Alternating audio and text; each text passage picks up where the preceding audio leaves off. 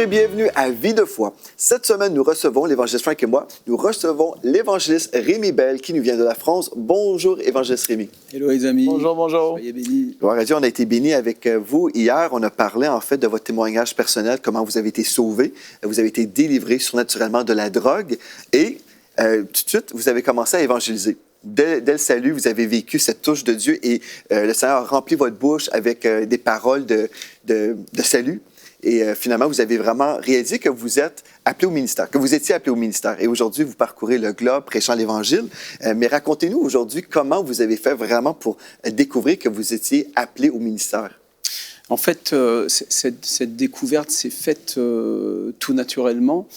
Quand on tombe amoureux, c'est naturel, c'est pas quelque chose de calculé. Et effectivement, je suis tombé amoureux de Jésus-Christ dans l'immédiat. Et en même temps, j'ai tout fait pour le mettre dehors dans les premiers mois de ma vie parce que effectivement, j'avais un conflit spirituel majeur. J'avais une conviction tout à fait tangible et authentique de l'existence de Dieu maintenant, mais en même temps, il fallait que j'aligne ma vie avec les critères du royaume de Dieu, tout le conseil divin. Et ça, on se rappelle même de l'émission d'hier, vous étiez autrefois athée, là. Vous ne croyez pas que Dieu existait. Athée. Donc là, c'était un revirement total. Même ma pratique de la sorcellerie, les choses que les poèmes à Lucifer, c'était le fun. Il n'y avait pas ni Dieu ni diable, ni Dieu ni maître. Et voilà. Et donc, en fait, dans mon cheminement, il a fallu que effectivement je passe par des guérisons intérieures, par des délivrances, ce qui ont permis de faire tomber des pans entiers de raisonnement qui m'empêchaient d'entrer dans ma destinée. Je crois que la première action du Saint-Esprit, c'est vraiment de convaincre de péché, et le péché, c'est de ne pas croire en Jésus-Christ. Mais à quel endroit je me suis arrêté de croire en lui aussi ? Je peux être né de nouveau, mais au niveau de mon âme, de mon intelligence, de mes émotions, de ma mémoire, de l'axe de mon âme, eh bien, j'ai besoin d'être préparé, sanctifié. C'est pourquoi on lit dans 2 Corinthiens, d'ailleurs, au chapitre 7, 2 chapitres après ce fameux verset où il déclare que nous sommes une nouvelle création. Il dit « Ayant donc de telles promesses, bien-aimés, purifions-nous de toute souillure de la chair et de l'esprit en achevant notre sanctification dans la crainte de Dieu. » Donc, il y avait un cheminement que je devais avoir pour finir cette sanctification et ces guérisons. Et il est possible même que j'ai encore à vivre des choses avec le Seigneur. Je veux rester vraiment tout simplement... la sanctification, moi je dis, c'est toute la vie. C'est toute la vie. Ça transforme tout le temps. Et je pense qu'il y a des endroits en nous qui sont encore qui sont vierges du toucher de Dieu, si on peut appeler ça vierge, mais en tout cas qui ont besoin absolument d'être visités dans les profondeurs. Une chose qu'on peut peut-être juste préciser à la maison, parce que dès qu'on donne notre vie à Jésus-Christ, nous sommes sauvés, notre esprit est sauvé.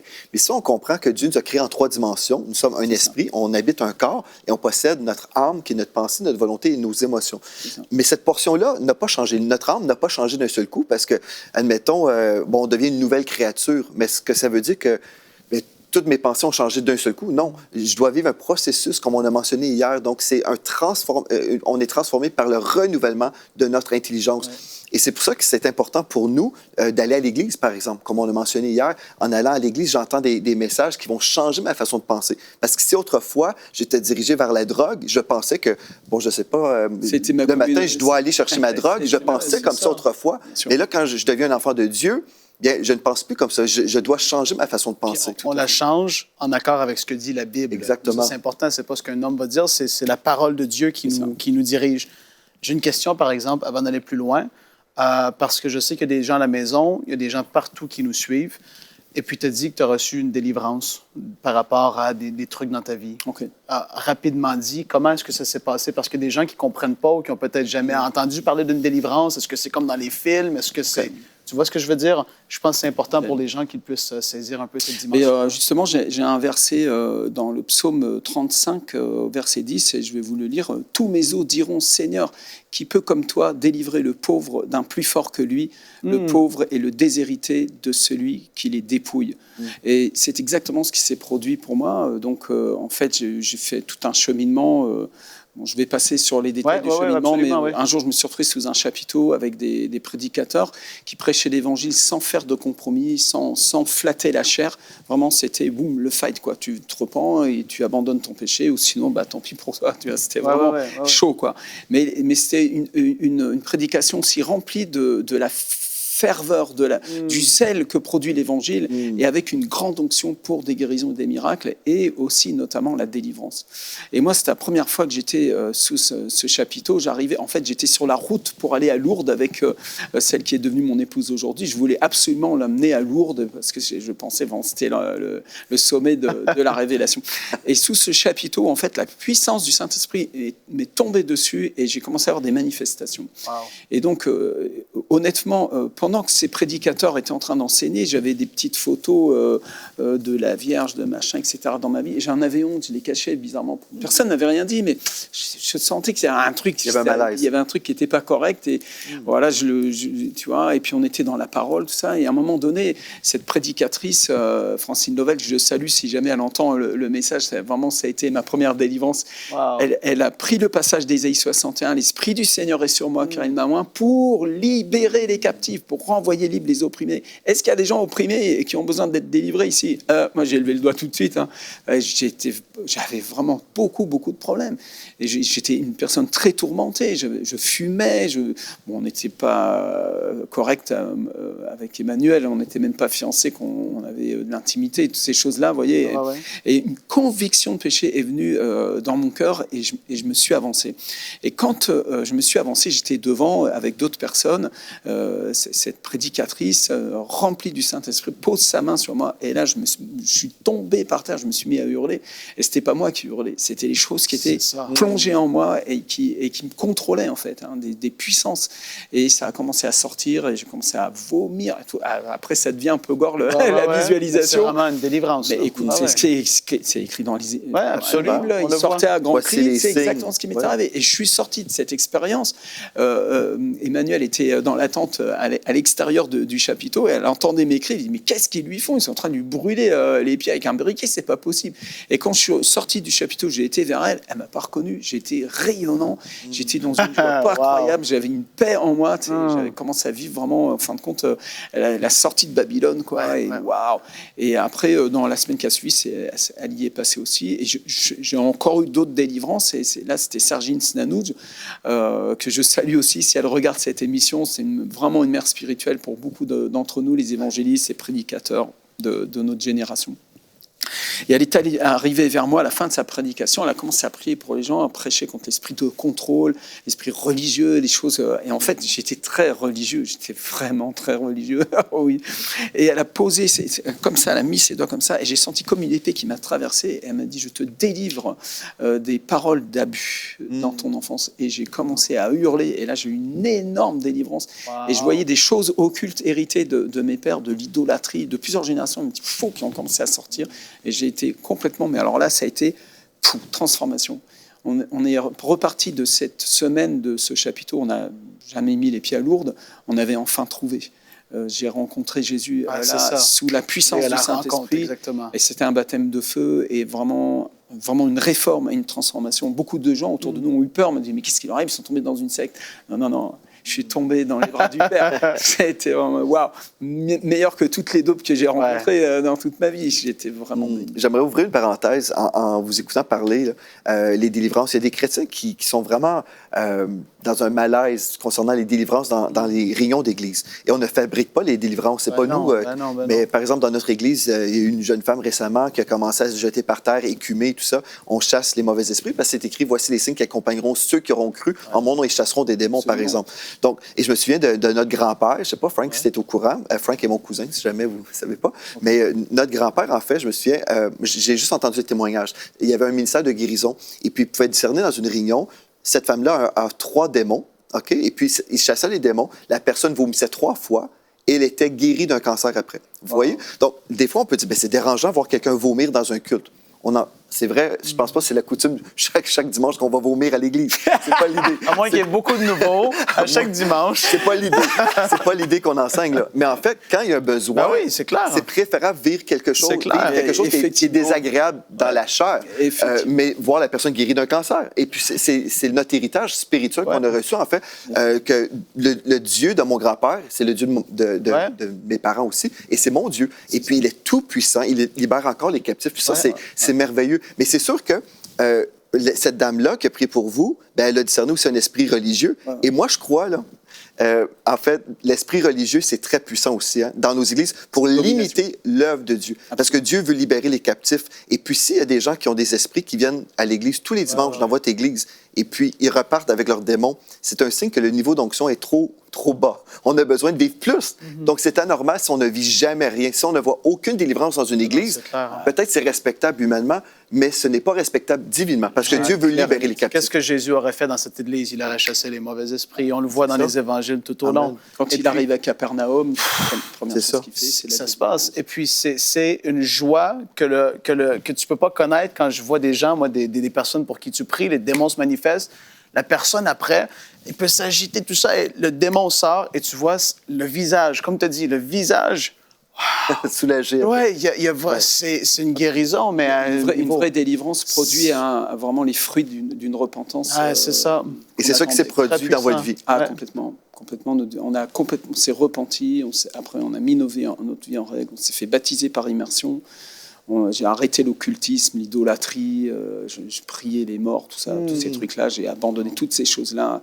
Je suis rentré chez mes parents, j'ai habité encore chez mes parents. Je suis rentré dans ma chambre, j'ai viré toutes les statues, les machins, tous les gris-gris religieux. Là, j'ai mis ça tout dans un sac à dos énorme de plein de trucs, en fin de compte, vendus pour être de la religion chrétienne. Et j'ai tout brûlé dans un champ.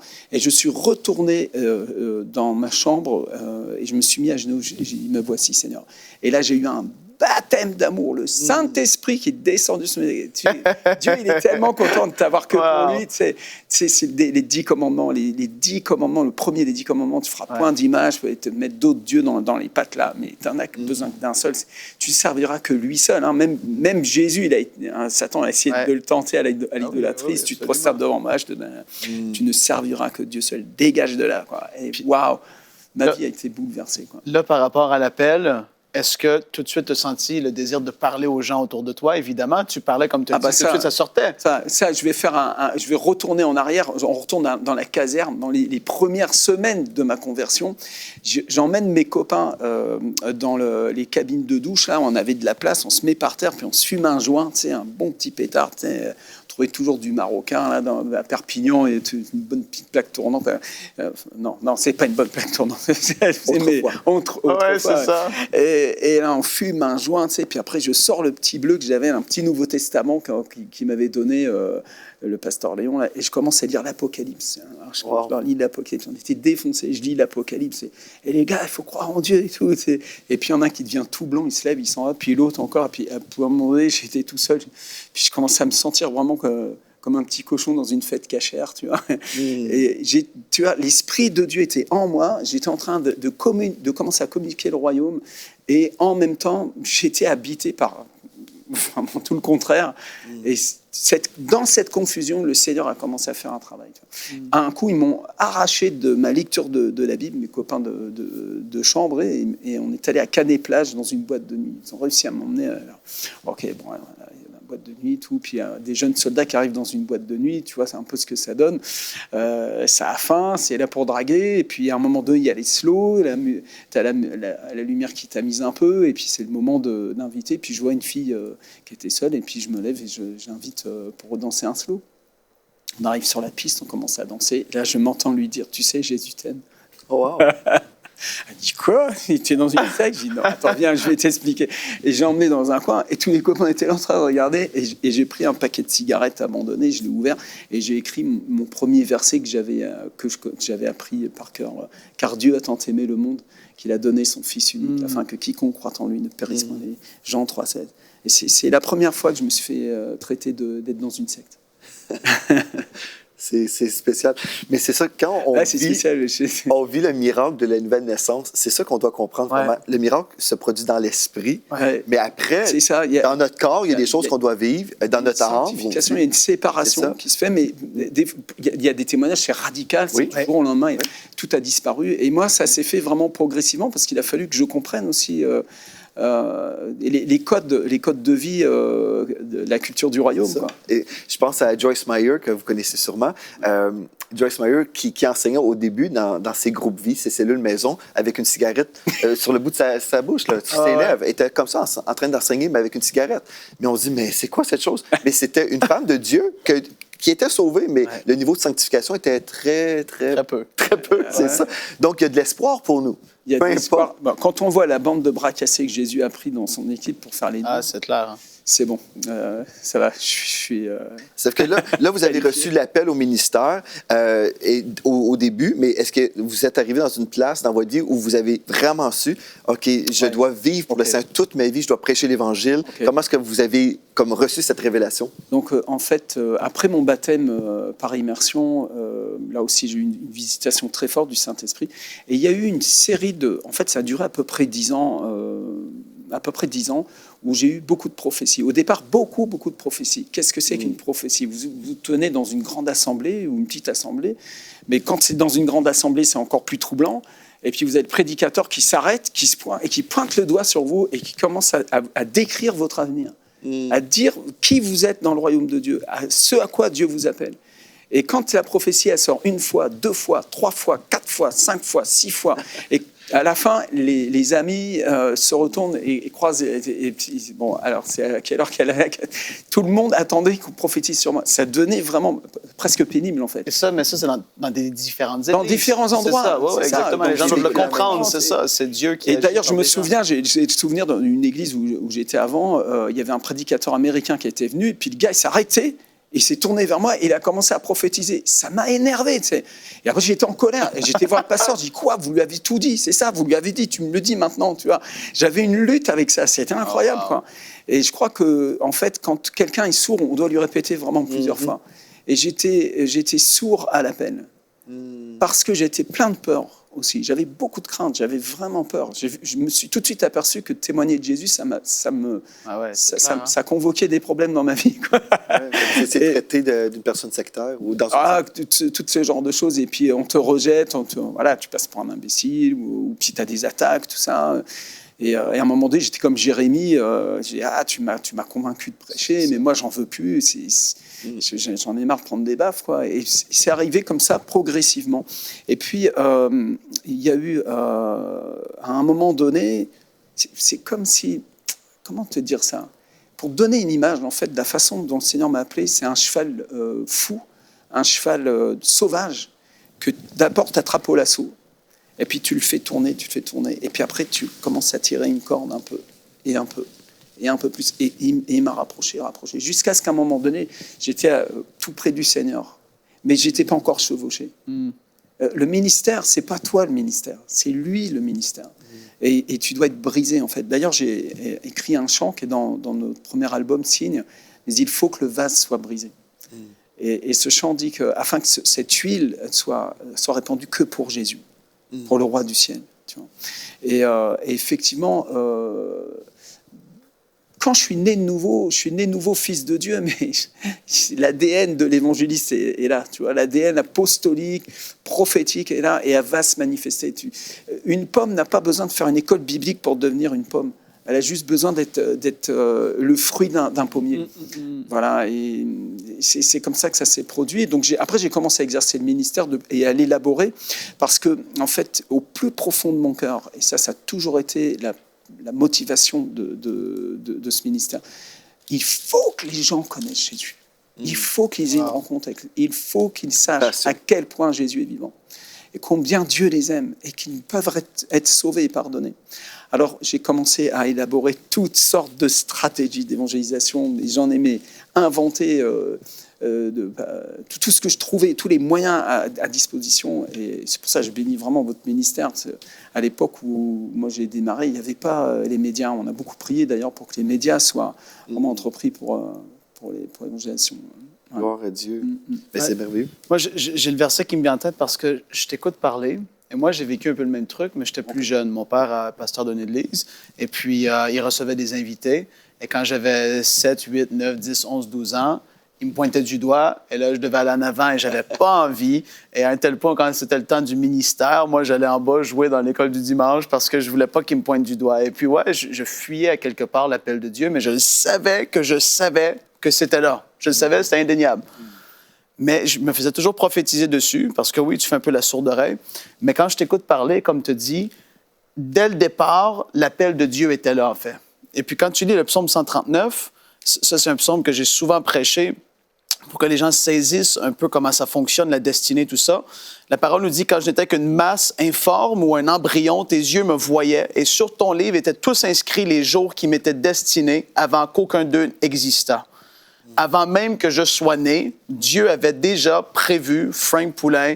Il y a un appel sur sa vie, il y a une onction qui est là pour lui. Même chose pour Rémi, même chose pour toi, même chose pour vous tous qui nous suivez, en fait. Dieu a écrit quelque chose sur votre vie à un moment donné dans l'éternité passée. Dieu a un plan pour vous, et puis nous, on prend des détours.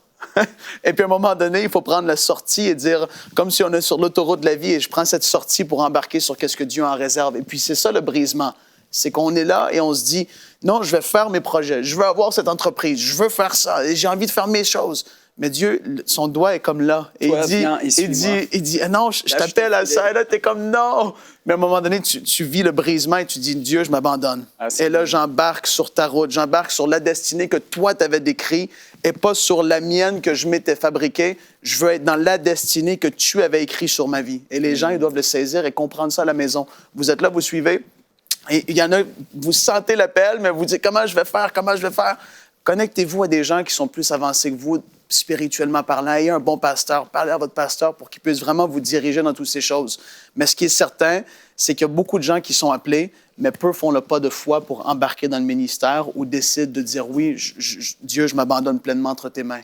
Et je crois vraiment que Dieu recherche des hommes et des femmes. Et il y a des appels qui sont là, mais il y a beaucoup de résistance. Et on doit, comme que tu l'as vécu et comme tu le fais, dire, waouh, là, je dois foncer, en fait. Je crois que de toute manière, chaque enfant de Dieu a l'appel de sacrificateur.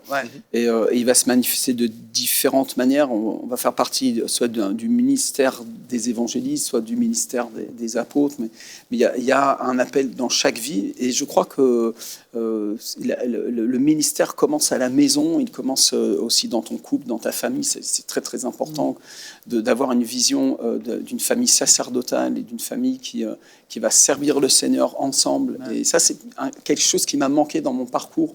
Je n'ai pas reçu cette piqûre-là, j'ai reçu ça un peu trop tard.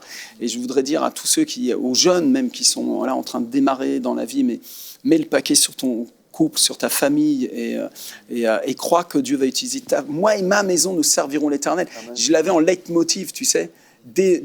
Quand on s'est marié, moi et ma maison, nous servirons l'Éternel. Mais il faut se donner les moyens de ça. Et je crois que vraiment, le foyer, c'est le jardin d'Éden dans lequel on doit avoir, non seulement, bien sûr, cette intimité avec le Seigneur, ça c'est quelque chose que j'ai appris, d'avoir ce temps avec Dieu, cette intimité avec la personne du Saint-Esprit qui te permet d'entendre aussi qui tu es, tu vois, parce que quand tu rencontres le Père, il te renvoie à ton vrai toi, en fait. Et quand tu lis la parole, c'est la Bible qui te lit, c'est pas toi qui lis la Bible. Mais aussi dans le couple, de bâtir le couple de façon romantique aussi, et sacerdotale. Ça, c'est très important. Et parce que l'appel, c'est pas un appel égoïste. Moi je suis l'évangéliste, moi je suis le prophète. Non, c'est un appel, c'est vraiment quelque chose qui correspond. En fait, c'est la croix de Jésus, l'appel. Nous sommes appelés à mourir nous-mêmes. Nous sommes appelés à mourir. Voilà. Tu veux l'appel? Viens et suis-moi. Prends ta croix et suis-moi. Voilà, ce qui est merveilleux, en fait, c'est que Dieu va nous parler, il va nous diriger d'une façon très précise. Tu mentionnes, notre pasteur peut être là pour nous donner des conseils, comme ton père, c'était mon pasteur à l'époque. Et puis, Dieu m'a protégé à cause de mon pasteur qui m'a empêché, d'une certaine façon, de prendre des détours. C'était super béni pour ma vie. Donc ça, c'est vraiment quelque chose de merveilleux. Si vous êtes dans une église locale, vous devriez être dans une église locale pour vraiment être dans la volonté de Dieu. Mais une chose aussi, j'ai à cœur de vous dire, je crois qu'il y a des personnes à la maison en ce moment, vous êtes là, vous entendez un beau témoignage, vraiment qu'une personne a reçu son appel, a une conviction. Mais comme on a déjà établi aujourd'hui, nous sommes tous appelés à servir Dieu. Mais c'est vraiment, Dieu a des projets différents pour nous tous, dans le sens, peut-être vous êtes là et vous vous posez la question, mais moi, je ne sais pas exactement comment le servir, mais c'est comment je peux savoir. Et j'aimerais vous dire, si vous cherchez Dieu, premièrement, il va se laisser trouver et puis il va vraiment confirmer sa volonté pour votre vie. Dans mon cas, on a mentionné la crainte. J'ai eu peur, moi, avant d'accepter l'appel de Dieu. Je me souviens, un samedi soir, j'étais là dans la crainte. Je me disais, bien peut-être, c'est pas vraiment l'appel de Dieu, c'est peut-être juste moi. Bref, j'avais vécu des choses et je pensais peut-être que c'était juste des coïncidences. Et le lendemain, à l'église, le dimanche matin, il y avait un pasteur de la Caroline du Nord, je pense, qui était à l'église, qui m'a pointé du doigt à l'église. Il m'a dit, Joël, viens ici en avant. puis je suis allé en avant, il m'a prophétisé dessus. Il a dit, Dieu m'a réveillé à 4 heures cette nuit. Il voulait que je te dise, cesse de douter ton appel. Accepte le fait que Dieu t'appelle. Et puis voilà, Dieu a confirmé des choses dans ma vie à maintes reprises, tout comme vous avec des paroles prophétiques.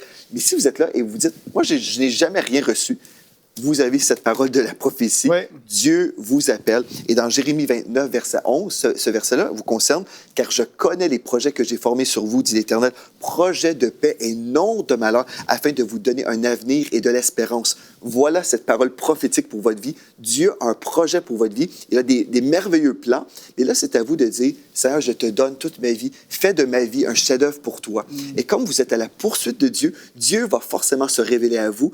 Et Dieu a un plan différent pour nous tous. Mais son plan est vraiment... En fait, il nous appelle tous à le servir. Mais là, comme on est proche du cœur de Dieu, Dieu va nous diriger. Et puis, c'est un jour à la fois.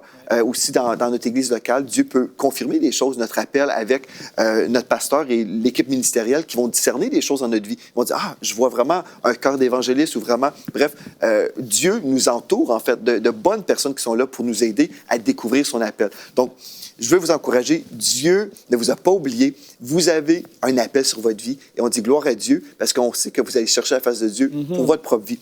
Donc, en terminant, je veux vous remercier, évangéliste Rémi. On va poursuivre demain en découvrant, en fait, ce Dieu des miracles. Dieu qui a fait un miracle dans votre vie. Il vous a sauvé, appelé au ministère. Et aujourd'hui, vous parcourez le globe en prêchant ce Jésus qui n'a pas changé. Il est le même hier, aujourd'hui, éternellement. Il guérit encore. On va voir vraiment c'est quoi le travail d'un évangéliste. Parce qu'aujourd'hui, vous êtes évangéliste et demain, on va vraiment découvrir c'est quoi ça, un évangéliste. Peut-être vous êtes un évangéliste et on verra vraiment comment on peut découvrir les facettes de cette vie ministérielle. Merci Frank aussi d'avoir été là. Merci à vous. D'ici à demain, vous pouvez m'écrire si vous avez été touché par cette série jusqu'à présent. Écrivez-moi à videfoi@emcitv.com. Et d'ici à demain, soyez richement bénis.